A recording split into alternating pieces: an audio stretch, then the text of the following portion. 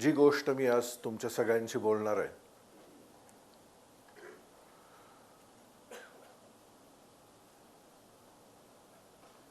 ती मी गेली जवळजवळ 25 वर्ष बोलत आलेलो आहे.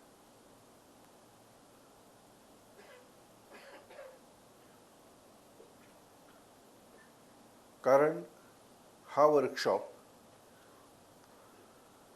मी मला वाटते 1997 सालापासून शिकवतो. Almost 25 years.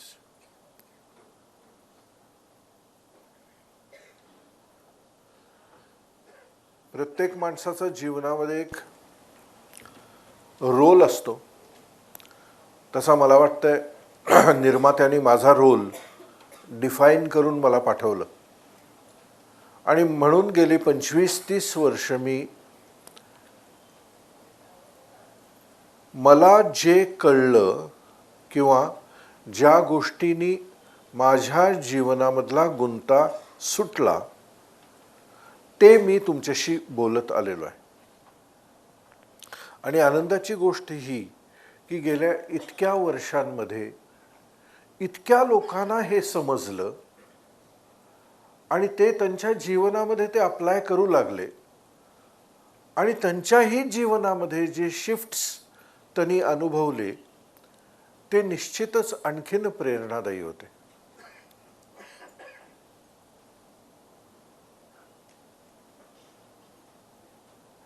मित्रांनो, आयुष्य हे it is full of challenges आणि हा चॅलेंजचा भाग आपल्या जीवनामध्ये अगदी लहानपणापासून सुरू होतो.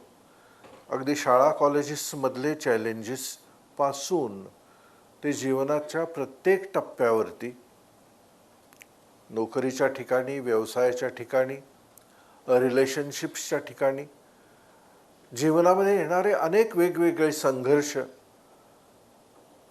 आरोग्याच्या ठिकाणी, every area of our life we are facing a challenge. आणि काही लोकांच्या जीवनामध्ये हे चॅलेंजेस एकतर आउट ऑफ द ब्लू येतात, एकदम छप्पर फाडून काहीतरी आल्यासारखं येतं. काही लोकांच्या जीवनामध्ये ते रिपिटेटिव्ह असतात, तेच येत राहतात. पुण्यामधलीच एक केस इंटरेस्टिंग आहे. म्हणजे अगदी ज्यावेळेस मी पुण्यात बोलायला सुरुवात केली 2000 हे दार बंद करे 2006 साली मी किंवा 5 साली पुण्यात बोलायला सुरुवात केली. त्या काळामध्ये एक गृहस्थ माझ्या कार्यक्रमांना यायला लागले. त्यांचा माझा जरा परिचय झाला आणि ते म्हणाले की माझा प्रॉब्लेम असा आहे की मला माझं रिलेशन ही एरिया माझ्या लाईफची इतकी दूषित आहे की आय एम कॉन्स्टंटली स्ट्रगलिंग. म्हटलं म्हणजे काय? म्हणाला माझं आणि माझ्या पत्नीचे रिलेशन इतके दुखावलेले आहेत, ते बियॉन्ड रिपेअर आहेत. It is beyond repair. मग म्हटलं जर ते बियॉन्ड रिपेअर आहेत तर मग तुम्ही एकमेकाशी तोंड बघत का संघर्ष करताय? Why don't you part? नाही, ते तुमचं बरोबर आहे, पण ह्याच्या आधी माझं एक लग्न झालं होतं. म्हटलं मग तिथं काय झालं? नाही, तिथंही तसंच झालं. तिथंही काय बायकोशी पटलं नाही आणि मग फार संघर्ष झाला. त्याच्यानंतर ही सापडलेली आहे म्हटल्यानंतर ही सोडायला नको म्हणून धरून ठेवलेली आहे अजून. मग म्हटलं तिचं काय झालं? नाही, ॲक्च्युली तिच्या आधी एक लग्न झालं होतं. आईला म्हटलं तुला एवढ्या बायका मिळतात कुठून? म्हणजे एक बायको मिळून ती सांभाळीपर्यंत नाके 9 येतात. ह्याला 3 बायका आणि तेही तिन्ही म्हणजे तो म्हणायचा की बायको हाकच एक कुत्र्या अशी मारते. हे काय संस्कारितच असणार सगळं. तर यातला विनोदाचा भाग जाऊ दे, पण we are really struggling and we don't know what to do. मित्रांनो, माझ्या जीवनाचा प्रवास देखील असाच आहे. मी तो अनेक वेळा बोललेलो आहे, तो दरवेळा मी रिपीट करत नाही. पण माझ्या आयुष्यामध्ये माझा जो संघर्षाचा काळ होता हा जवळजवळ 20 वर्षांचा आहे, 20 इयर्स. आणि 20 वर्ष इतक्या वेगवेगळ्या एरियाजशी मी संघर्ष करत होतो आणि काहीही सापडत नव्हतं. काही लोक मला भेटतात, मला म्हणतात की फार फार त्रास चालू आहे आणि म्हणजे काय करावं कळत नाही, गेले 2 वर्ष इतका त्रास आहे. अरे 2 वर्ष मी त्याला म्हणतोय, मी 20 वर्ष काढलेली आहे त्याची. त्रास म्हणजे सगळ्या एरियामध्ये त्रास. पण मला असं वाटतं की माझं भाग्य आणि जे मला ऐकायला आलेत इतक्या वर्षांमध्ये त्यांचं भाग्य हे की 1994 किंवा 95, मला नक्की आता इयर आठवत नाही, पण 94 किंवा 95ला पुण्यामध्येच मला एक अमेरिकन मिस्टिक भेटली, जिच्याबद्दल पण मी अनेक वेळा बोललेलो आहे.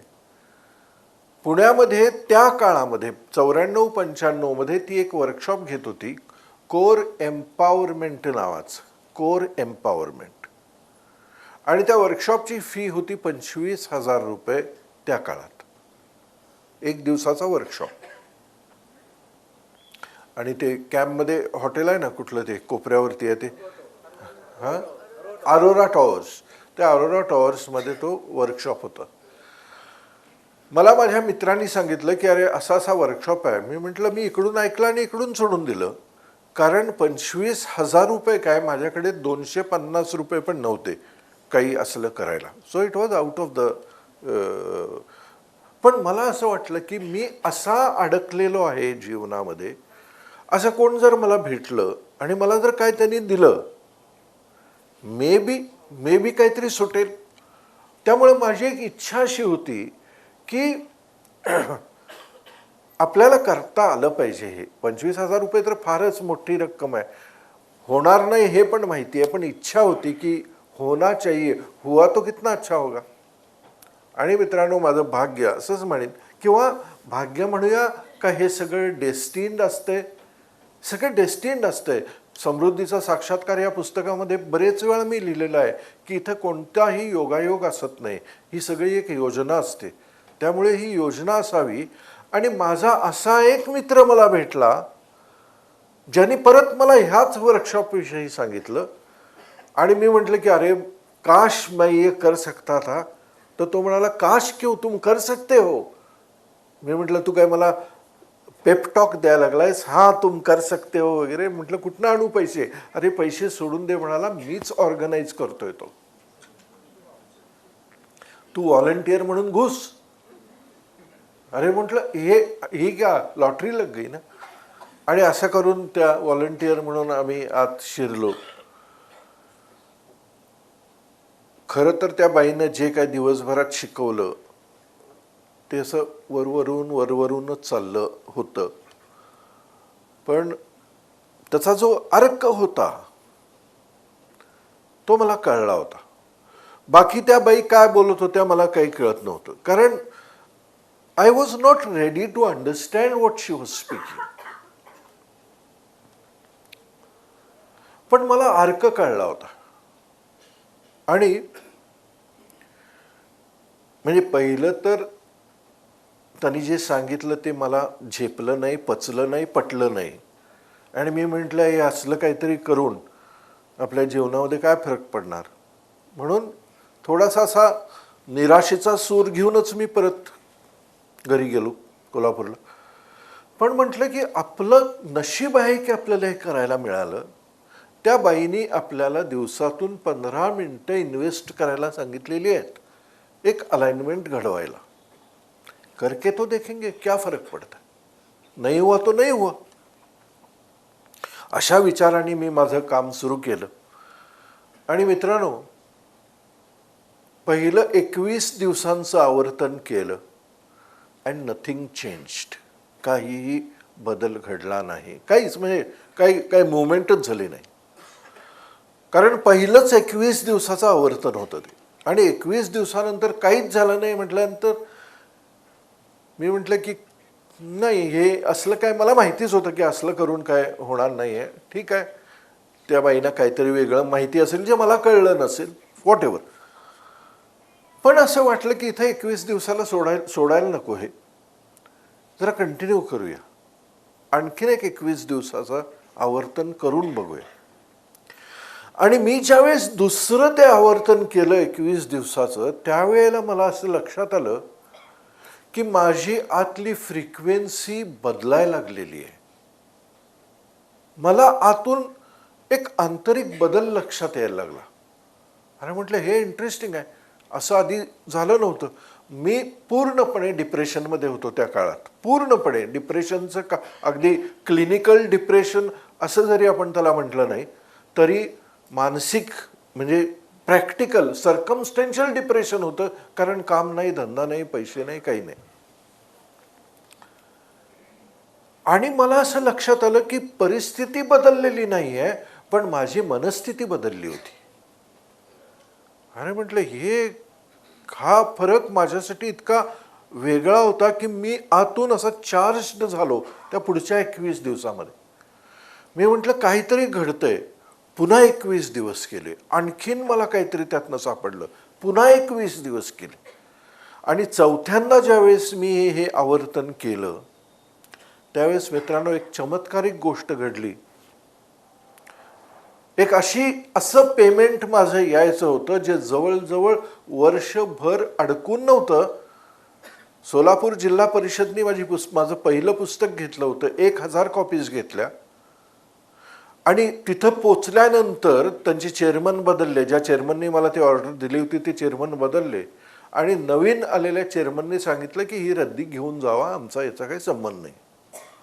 आणि माझी सगळी भिस्त, ते जे काय 60-70 हजार रुपये मला मिळणार होते त्याच्यावर होते. आणि त्यांनी तर डायरेक्टच सांगितलं की हे आम्ही काय ऑर्डर दिलेली नाही, पूर्वीच्या चेअरमनने दिलेली आहे, त्यांना विचारा, हमको क्या पूछते हो, ले जाओ. पण तिथे एक सोलापुरात माझे संबंधित गृहस्थ होते, त्यांना मी जाऊन जरा विचारा की मधून आणि ते दरवेळेला विचारे मला फोन करून सांगायचे की नाही, काय होत नाही, ते त्यांनी घेऊन जावं म्हणून सांगितलं, नाहीतर आम्ही हे फेकून देऊ.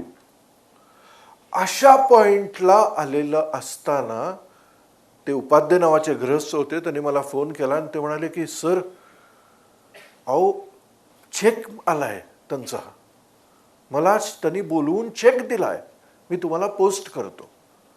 त्यांनी पोस्ट केला तो चेक मला. मी तो चेक बघितल्यानंतर मला खरं वाटलं नाही, कारण तो चेक मिळण्याची कोणताही चान्स नव्हता. There was no chance at all. ही रद्दी घेऊन जावं म्हणून सांगितलं. कसं मिळाला मला चेक? ती एक घटना घडल्यानंतर माझ्यामध्ये एक असा आत्मविश्वास वाढला, कारण तो वाढत चालला होता इंटरनली. मला असं वाटलं की हमने कुछ यहाँ पे किया है और कुछ हुआ है. आणि मला मग असं वाटलं की येस, ह्याची आता पाठ सोडायची नाही. आणि मित्रांनो, जसजसं मी ते प्रॅक्टिस करायला लागलो, कुठून आउट ऑफ द ब्लू लोक मला लेक्चरला बोलवायला लागले. मुळात मी लेक्चर देतोय हे कोणालाच माहीत नव्हतं.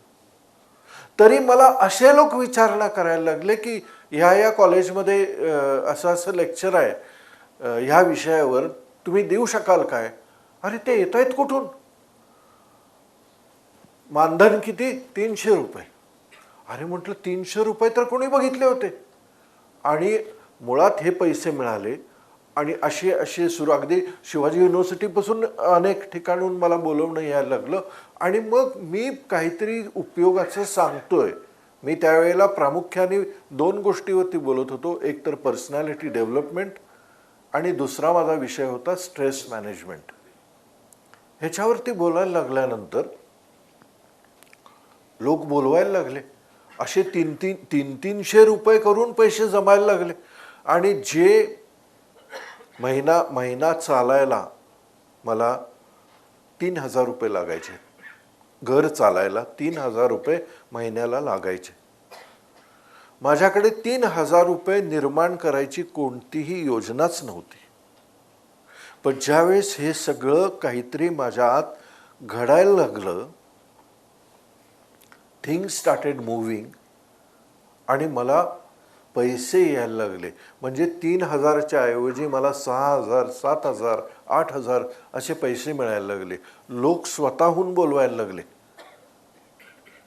मला एक इंटरेस्टिंग, म्हणजे ह्या पॉईंटवरती कालच एका माणसाने मला मेल केला.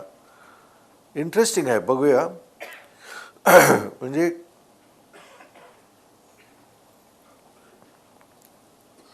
सर नमस्कार, कालच माझा वाढदिवस होऊन गेला.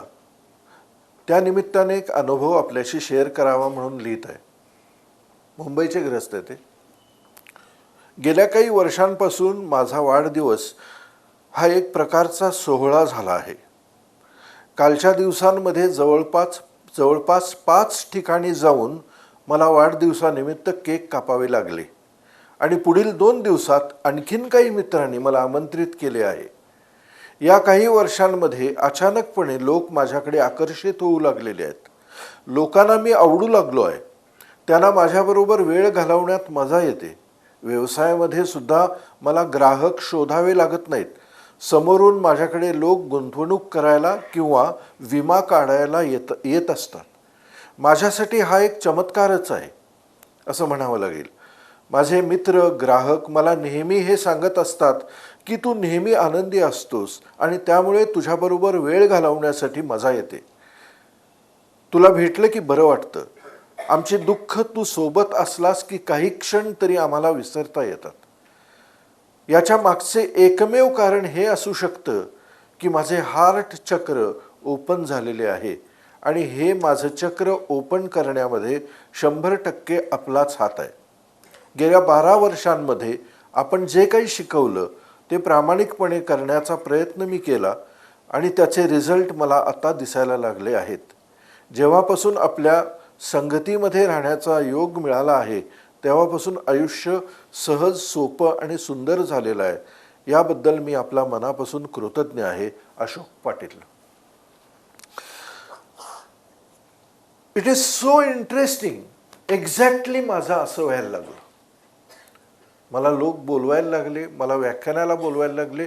त्याच्यानंतर ॲज थिंग स्टार्टेड ग्रोईंग मला चीफ गेस्ट म्हणून बोलवायला लागले. कोण होतो मी?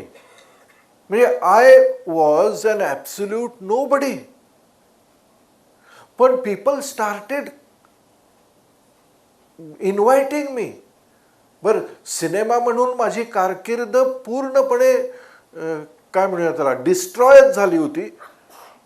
माझा सिनेमाचा जो भाग होता हा कोणाला आठवत पण नसेल. त्यामुळे तो काहीतरी कॉन्टेक्स्ट धरून मला कोण बोलवतील असा भागच नाही.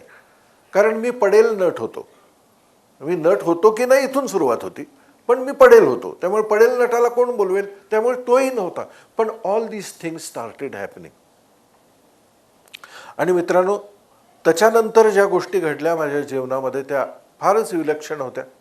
म्हणजे ते मी अनेक वेळा ह्याच्या आधी सांगितलेलं आहे. पण आउट ऑफ द ब्लू कोणतरी माणूस मला भेटतो. तो मला पुष्पौषधीविषयी सांगतो. मी घरी येताच आणखीन 2 माणसं मला भेटायला येतात. ते मला त्याच दिवशी पुष्पौषधीची पुस्तकं देतात. मी एका दुकानात जातो, तिथं एक माणूस मला पुष्पौषधीचा पेपर काढून देतो आणि माझा पुष्पौषधीचा अभ्यास सुरू होतो. आणि नुसता अभ्यास सुरू होत नाही. गंमत बघा, एका व्यक्तीची माझी एक तिसरी व्यक्ती ओळख करून देते आणि ती म्हणते की तू असलं काय काय करत असतोस, तुझ्याबद्दल पेपरमध्ये लिहून आलं पाहिजे. मला काय लिहिता येत नाही, ह्या बाई चांगल्या लिहितात, ह्यांच्याकडनं आपण तुझ्याबद्दल पेपरमध्ये लिहून घेऊया. मग माझ्याशी त्या बोलल्या. मी काय करतोय हे समजून घेतलं आणि पेपरमध्ये माझी एक केसरी नावाच्या पेपरमध्ये, सांगलीतून तो प्रकाशित व्हायचा, माझ्याबद्दल एक माझा फोटो बितो देऊन एक लेख छापून आला. तो भेळ खायला पण कोणी वापरला नसेल. म्हणजे कोणी बघितला नाही बघितला विषय संपला, तो आला काय आणि गेला काय, नो बडी रजिस्टर्ड. केसरी कोण वाचणार? पण त्या निमित्तानं त्या बाईंची माझी ओळख झाली, परिचय झाला. आणि त्यांची मुलगी बाळंतपणाला आली होती आणि तिला काहीतरी संध्याकाळी बाळ झालं आणि ते बाळ जे नॉनस्टॉप रडायला लागलं, कोणाला कळेना. डॉक्टरने स्पेशलिस्ट डॉक्टर बोलवले, याला काय होतंय कळेना. आणि ही त्या काळातली गोष्ट, साधारण 96च्या दरम्यानची गोष्ट. नोबडी, म्हणजे people didn't know what to do. आणि त्या बाई साधारण 8, 8:30, 9 वाजता माझ्याकडे आल्या. मला म्हणाल्या, मी फार त्रस्त आहे, मला ह्यातून बाहेर काढा. म्हटलं काय करू? माझ्या मुलीचं बाळ इतकं त्रासलेलं आहे, ते का रडतंय कोणाला कळत नाही, काहीतरी करा. आणि त्याला तुम्ही पुष्पौषधी वगैरे बद्दल सांगितलं होतं, काहीतरी मला सांगा. मी त्यांना पुष्पौषधीमधली एक रेमेडी दिली. त्यांना म्हटलं ते बाळ अजून काही तासांचं बाळ आहे ते. मी म्हटलं ह्यातला एक थेंब त्याच्या जिभेवरती टाका. माझी पुष्पौषधीची प्रॅक्टिस सुरू झाली नव्हती, पण माझा अभ्यास झाला होता. त्या बाईनी एका एवढ्याशा बाटलीमध्ये ते नेलं आणि त्याच्या जिभेवरती असा एक थेंब टाकला आणि स्विच बंद करतात तसं ते बाळ रडायचं थांबलं. त्या बाई तासाभरात माझ्याकडे परत आल्या. त्या म्हणाल्या, तुम्ही काय चमत्कार केला? मी म्हटलं काय झालं? मी आधी घाबरलो की काय आणखीन उलट काय झालं की काय. म्हटलं झालं काय? अहो असा थेंब जिभेवरती ठेवला आणि ते बाळ थांबलं रडायचं. मग म्हणाली, असलं काहीतरी भारी तुमच्याकडे आहे, हे जगाला कळलं पाहिजे. मी म्हटलं कळणार कसं? योजना बघा. एवढं बोलून त्या बाई घरी जातात दुसऱ्या दिवशी आणि त्यांच्याकडे अंक येतो शतायुषी नावाचा. आणि शतायुषी हा लोकप्रभाचा मला वाटतं इंडियन एक्सप्रेसचा अंक होता तो वार्षिक. त्यामध्ये सगळं कॉम्प्लिमेंटरी मेडिसिनबद्दल लिहून आलं होतं, फक्त पुष्पौषधी नव्हती. त्या बाई तो घेऊन अंक आल्या दुसऱ्या दिवशी माझ्याकडे. म्हणाले ह्याच्यात पुष्पौषधी नाही. म्हटलं मी काय करू? असं कसं? म्हटलं त्या तो कोण प्रकाशक आहे, एडिटर आहे, त्याला विचारा. त्याला तिनं पत्र लिहिलं त्या बाईने. म्हटलं असं आहे, हे का, म्हणजे पुष्पौषधी का नाही? ते म्हणाले आम्हाला माहीतच नाही तुम्ही काय बोलताय, तुमच्याकडे काय असेल तर लेख पाठवून द्या. माझ्याबरोबर बसून त्या बाईंनी 4 लेख लिहून काढले, ते पाठवले. तो एडिटर त्यांचा प्रदीप वर्मा नावाचा, त्याला ते लेख एवढे आवडले. म्हणाले एका नुसत्या ह्याच्यात नाही, मी याची लेखमाला करणार, मला लेखमाला पाठवत चला. आणि तिथून ती लेखमाला इतकी पॉप्युलर व्हायला लागली की महाराष्ट्रातून लोक माझ्याकडे कोल्हापूरला यायला लागले. मला रोज कमीत कमी 100 पत्र यायला लागली, पोस्टकार्ड. मला मराठी लिहिता येत नाही, कारण मी मराठी शाळेत शिकलो नाही. मी बोलायचो आणि बाई लिहायच्या, अशी आमची लेखमाला सुरू होती. आणि ती साधारण एक 8-10 लेख झाल्यानंतर बाई कुठं त्या अमरनाथ यात्रेला गेल्या. तिथं त्यांची बस दरीत पडली आणि बाई डायरेक्ट शिवाकडेच गेल्या.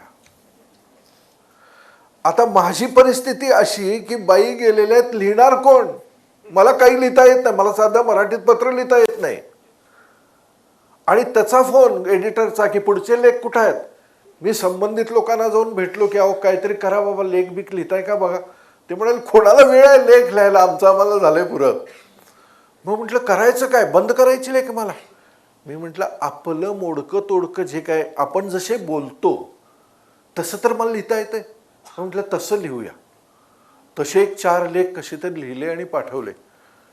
ते त्या वर्माना पोचल्यानंतर वर्मांचा फोन, हे कोणी लिहिलं आहे? आई ग म्हटलं गेला आता.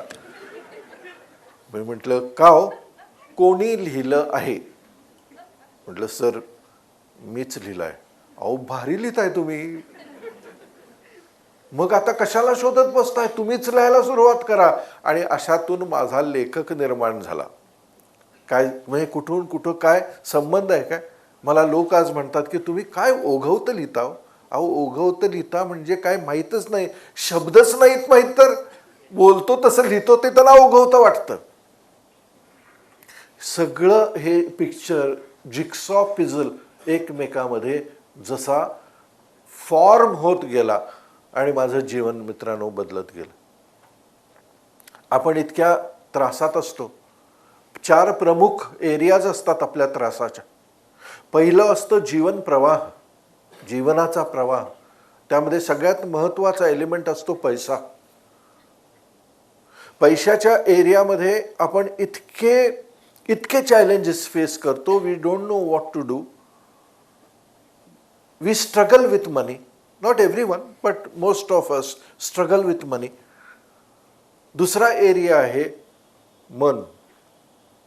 आपल्या मनाची अवस्थाच इतकी दूषित असते की मन आपल्याला एवढं हैराण करतं की मन चिंती ते वैरीनं चिंती असं म्हणतात. आणि तुकोबा म्हणतात की रात्रंदिवस आम्हा युद्धाचा प्रसंग, अंतर्बाह्य जग आणि मन. या मनाशी संघर्ष कोण कसा करणार, पण तो संघर्ष असतो.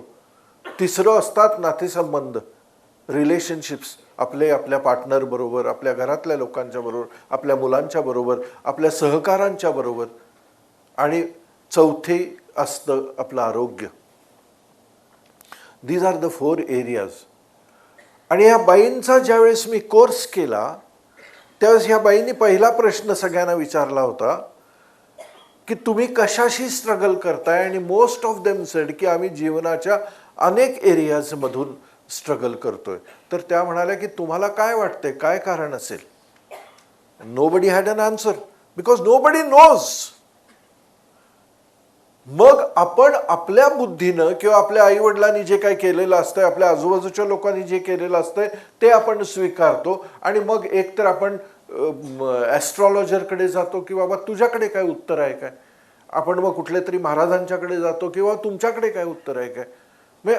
मग वास्तुशास्त्रज्ञाकडे जातो, न्यूमरॉलॉजिस्टकडे जातो. हे जे कन्व्हेन्शनल 4 गोष्टी आहेत, कोण मग हे बाजूला ठेवतं, कुठल्या तरी ॲडवायझरकडे जातात. पण दिस इज ऑल. ह्याच्या पुढे काय. तर त्या बाई म्हणाल्या की लक्षात घ्या, most of the problems in our life arise because we are not in alignment. म्हणजे त्यांनी सांगितलं की आपण एक व्यक्ती अशी दिसतो, एक शरीर, पण हे शरीर is divided into 7 layers. त्या बाईने मला भवरा दाखवला होता काल. तो भवरा मी कालच्या सेशनला दाखवला, आज बॅगमध्ये विसरून आलो. पण त्यांनी भवरा दाखवला की भवऱ्याला खालती ती हे असतं, त्याचा पॉइंटर असतो आणि तो वरती असा हे एक्सपांड होतो आणि त्याला लेयर्स जसे असतात तशी आपली बॉडी comprises of 7 layers. आता हे पठायला अवघड आहे आपल्याला, पण आयुर्वेदाप्रमाणे ज्यावेळेस आपण श्वास आत घेतो, एकच श्वास घेतो ना इथं सगळे आपण, पण एकच श्वास घेतो असं आपल्याला वाटतं. ज्यावेळेस आपल्या नाकातून तो वायू आत जातो, it gets converted into 5 frequencies. 5 frequencies मध्ये तो कन्वर्ट होतो. पहिला आहे प्राण, दुसरा आहे अपान, तिसरा आहे समान, चौथा आहे उदान आणि 5वा आहे व्यान. एकच श्वास, पण it gets divided into 5 different frequencies. आणि 5 वायू 5 वेगळी कामं करतात. पण दिसताना आपल्याला दिसतं एकच श्वास घेतो आपण. आयुर्वेदाप्रमाणे एक श्वास नाहीये, ते 5 श्वास आहेत. ह्याला पंचवायू म्हणतात. सिमिलरली त्या बाईंनी सांगितलं की हे शरीर जरी एक दिसत असलं तर it comprises of 7 different frequency bandwidths. आणि प्रत्येक बँडविथ जी आहे, म्हणजे समजा आपल्याकडे एक ट्रान्झिस्टर आहे, एक रेडिओ आहे, त्यामध्ये कितीतरी बँडविथ्स असतात ना. रेडिओ मिर्ची असते, रेडिओ सिटी असते, रेडिओ आणखीन काय असतं, विविध भारती असते, आकाशवाणी असतं. So many बँडविथ्स. रेडिओ एकच, तसा ही बॉडी एकच, but it has 7 different bands.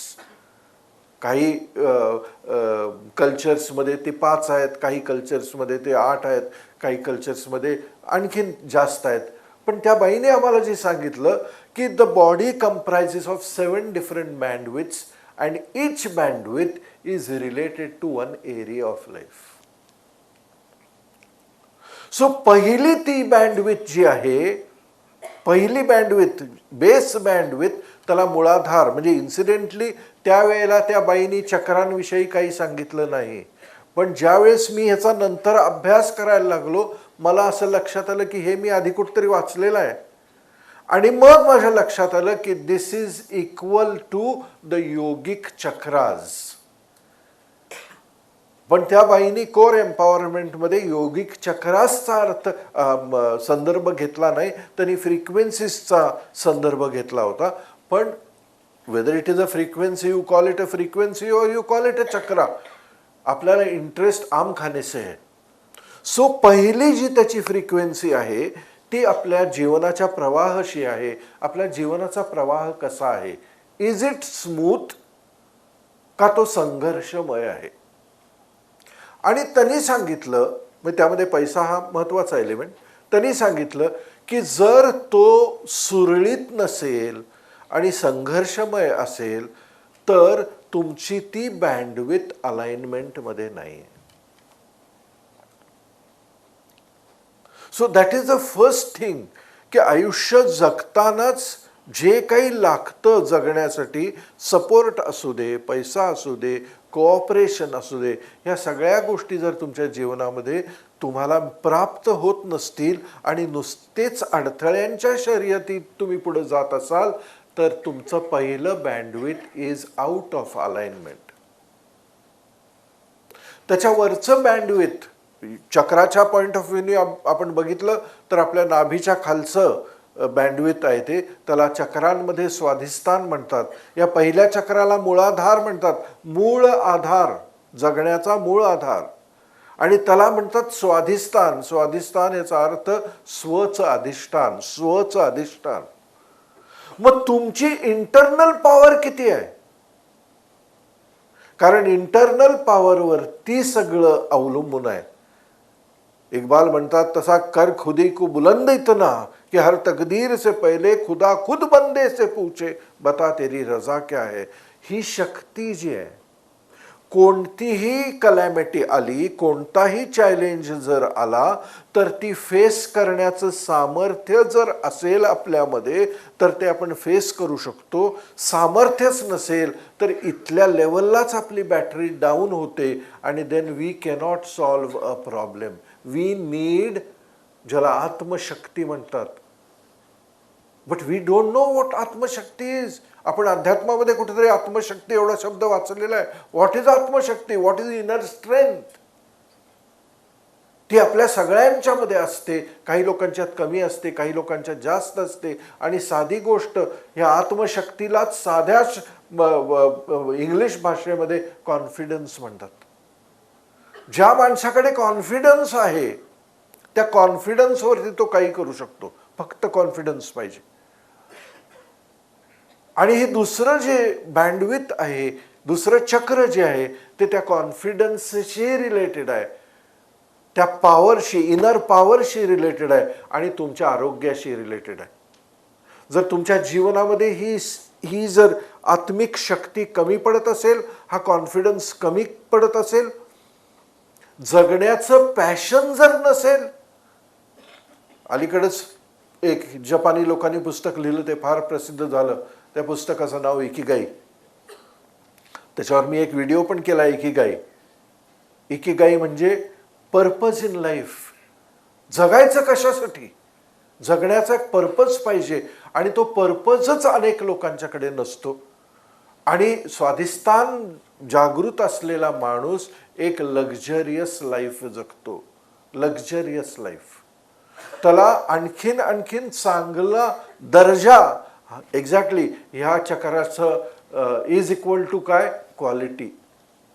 It reflects the quality of your life. What is the quality of your life, is it higher or lower. सर्वसाधारण माणसाची हायर पण नसते, लोअर पण नसते, ती कुठल्या तरी मिड बँडला असते. आणि जर ती मिड बँडला असेल तर आयुष्य मिडिओकरच वाटेला येतं. अर्थात हे चक्र एक आणखीन पॉवरशी रिलेटेड आहे, ज्याच्याबद्दल अनेक लोकांनी बोललेलं आहे. नेपोलियन हिल सारख्या माणसांनी त्याच्यावरती एक मोठा चॅप्टर लिहिला थिंक अँड ग्रो रिच नावाच्या पुस्तकामध्ये. That is sexual power. ज्याला ही सेक्शुअल पॉवर कळली त्याचा अर्थ कळला, त्याची सेक्शुअल पॉवर जी वेस्ट खालती जी अशी जाते ती उलटी जाते, त्याला ऊर्ध्वरेत म्हणतात. It turns upside and that becomes internal magnetism. Napoleon हिलला ह्यातलं काहीच माहीत नव्हतं, पण ज्यावेळेस त्यांनी 500 लोकांचा अभ्यास केला, जगातल्या धनाढ्य लोकांचा अभ्यास केला, त्यावेळेस त्यांना लक्षात आलं की ह्या लोकांच्याकडे अशी काहीतरी एक शक्ती आहे की ती सेक्शुअल एनर्जी विनाकारण वेस्ट करत नाहीत, तर ती ट्रान्स चॅनलाइज करतात. It is known as trans channelization of sex power. It becomes magnetic. तुमच्या पर्सनॅलिटीमध्ये असं एक करिश्मा तयार होतो की युअर पर्सनॅलिटी बिकम्स मॅग्नेटिक. तुम्ही काय चांगले दिसायला होता असं नाही. It has nothing to do with how you look. It is to do with how you vibrate. That is the second chakra. Very, very important. And the third chakra is Manipur. Third bandwidth is Manipur. Manipur is अक्कल. थोडक्यात जगण्याची, जीवन जगण्याची अक्कल आहे काय, अनेक लोकांच्याकडे नसते. अनेक लोक कन्फ्युज्ड असतात, काय करू त्यांचं त्यांना कळत नसतं. ज्यांचे हे चक्र पॉवर मध्ये आहे ना, त्याला एक तर हे मुळात आपल्याकडे 3 मेंदू आहेत असं शास्त्रज्ञ मानतात. आपण एकच मेंदू माहिती आहे आपल्याला, पण हा एक जरी मेंदू असला तरी आणखीन एक मेंदू आहे, तो आहे हार्ट मेंदूचंच काम करतो. आणखीन एक मेंदू आहे म्हणजे गट, आतडी मेंदू आहे. आणि म्हणून जपानमध्ये जर लहान मुलाला विचारलं की हाऊ डू यू थिंक, तो असं म्हणत नाही थिंक फ्रॉम माय ब्रेन, तो म्हणतो I think from my gut.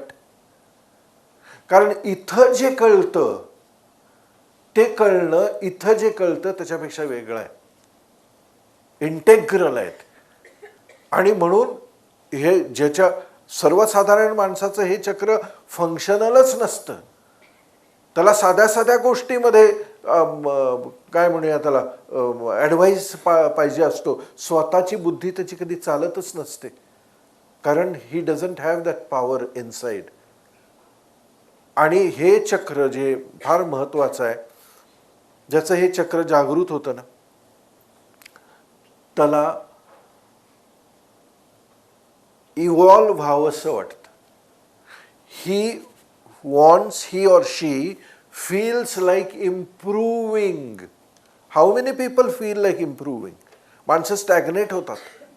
आणि म्हणून जपान सारखा देश जो दुसऱ्या महायुद्धामध्ये बेचिराग झाला, त्यांनी एकच गोष्ट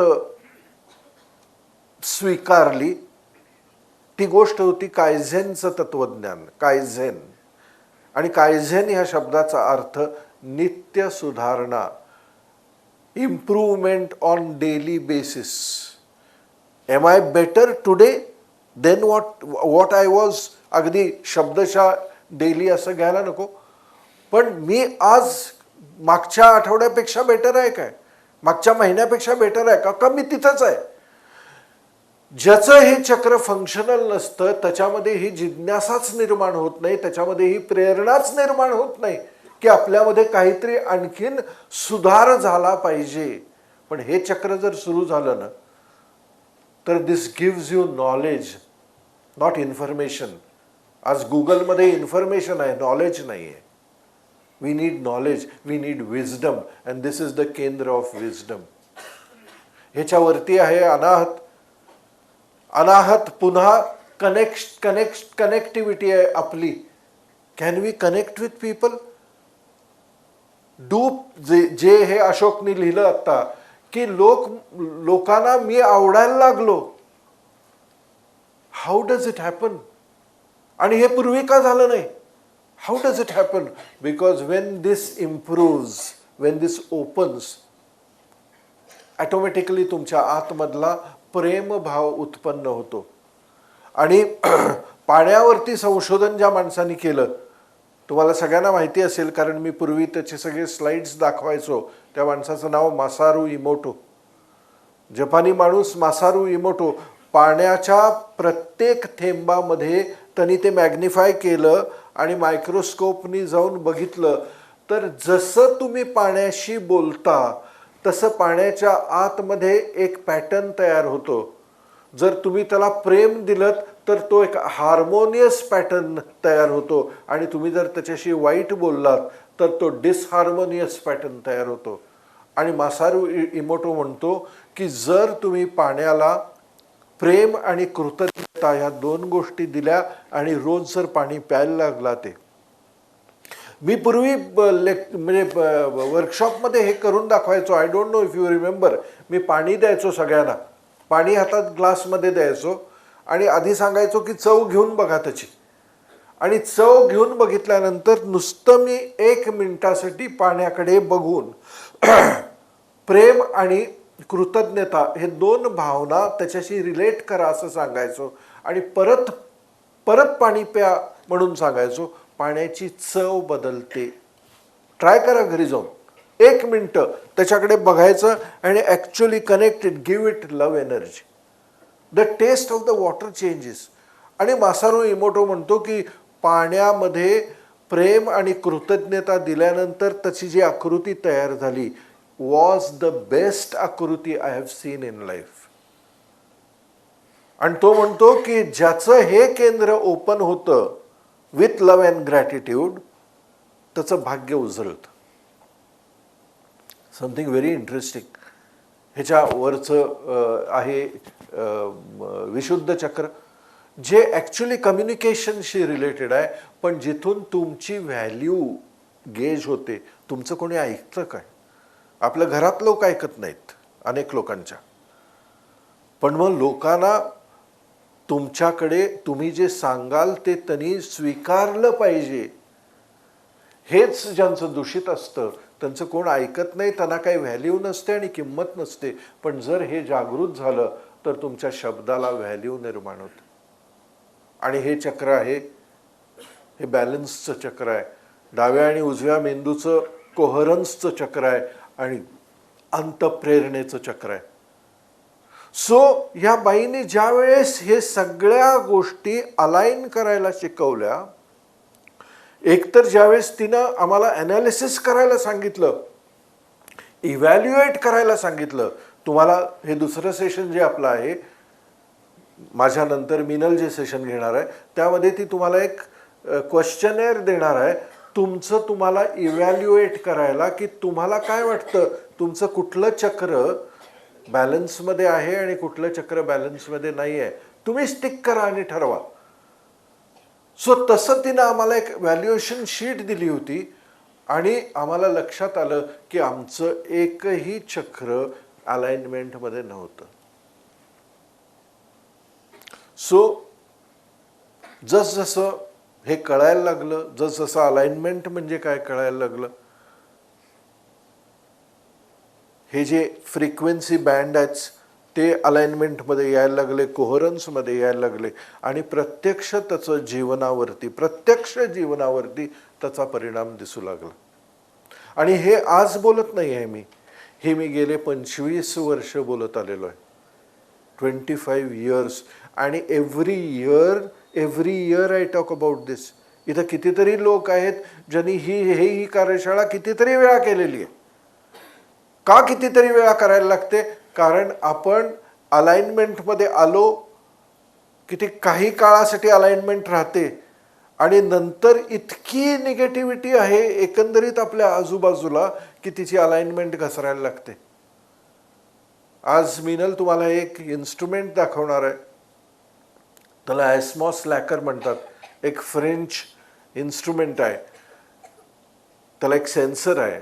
त्या सेन्सरनी कशी अलाइनमेंट करता येते, म्हणजे that is the highlight of this years सप्तचक्र शुद्धिक्रिया, की आपण तुमच्या सगळ्यांचे चक्र तुम्हाला तर शिकवणारच की तुम्ही कसे अलाइन करायचे, तो भाग असणारच आहे, पण त्याशिवाय ह्या ॲस्मॉस लॅकर अँटेनाने ते तुमच्या फोटोला घेऊन आम्ही प्रत्येकाला एक वेळ दिली जाणार,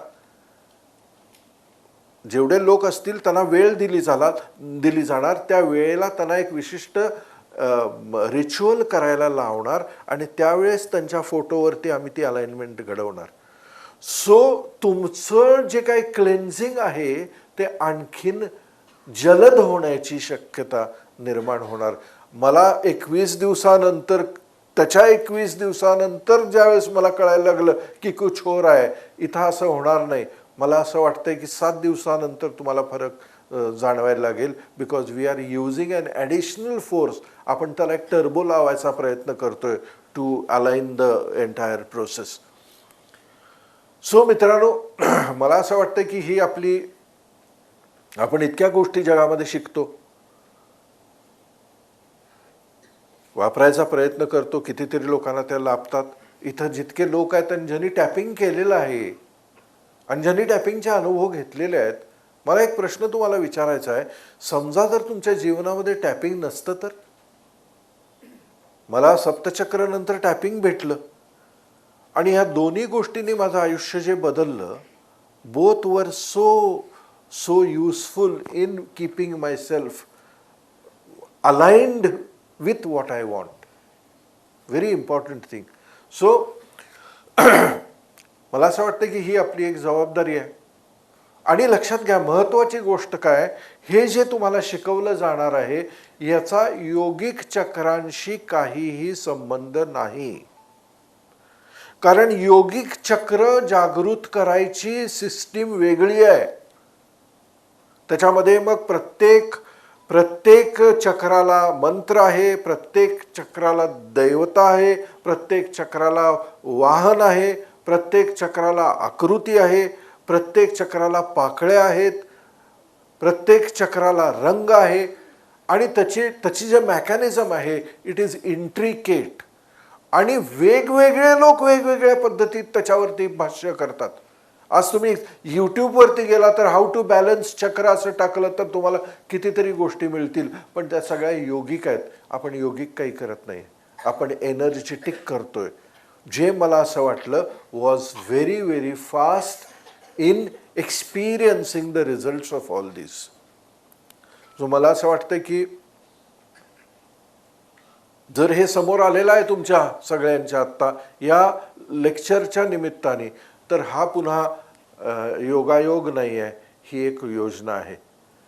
आता ते तुम्ही if you accept it or not is up to you. अनेक वेळा आपण म्हणतो की दैव देतं पण कर्म नेतं. दैवाने दिलेलं आहे समोर, आपण घ्यायचं की नाही हे आपण ठरवायचं आहे. त्यावेळेसची आपली बुद्धी ठरवणार आहे. So it's up to you. So मित्रांनो, मी आता इथं थांबणार आहे. मी तुम्हाला एक बेसिक आराखडा याचा दिलेला आहे. पुढच्या सेशन इंटरेस्टिंग आहे, कारण त्यामध्ये तुम्हाला कळणार आहे which chakra in your case is balanced and which chakra is not इम्बॅलन्स्ड.